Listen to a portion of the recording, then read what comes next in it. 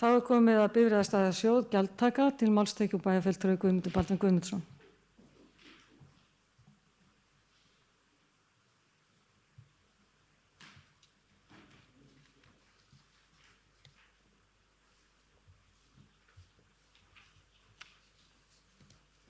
Forseti ágætu bæjarfulltrúar.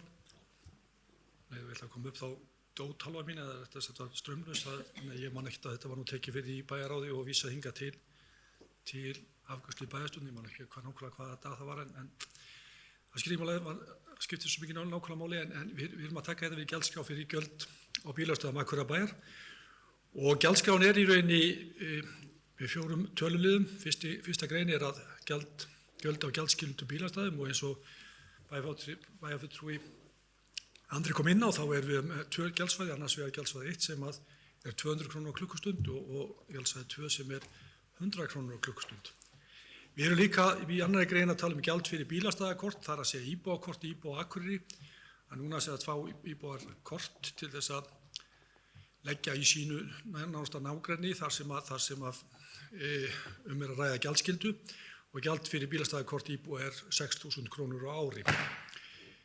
Í 3. grein erum við að tala gjald fyrir bílastæðakort á fastleigusvæði og þar erum við með 2 verðflokka, annars vegar gjaldsvæði 1 þar sem er gert ráð fyrir 12.000 krónum á mánuði og á gjaldsvæði 2 þar sem er gert ráð fyrir 6.000 krónum á mánuði.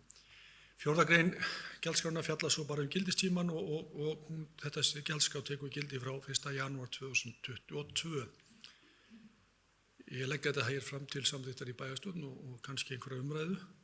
Vissulega það þannig að við erum þarna að breyta kerfi sem hefur verið lengi við lýði, þar að segja við hefum ekki verið að taka gjald fyrir bílastæði í miðbæ Akureyrar. Bæjarfulltrúi Andri kom ágætlega inn á af hvaða ástæðu við erum að fara í þessa breytingu.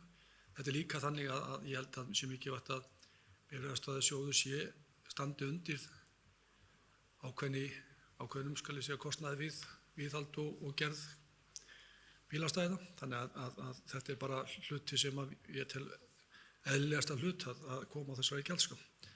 En ekki þetta hér fram til samþykktar. Takk. Það var bæjarfulltrúi Guðmundur Baldvin Guðmundsson, lokið málsins orðið laust.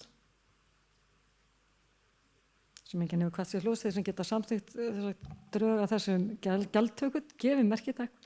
Það er 11.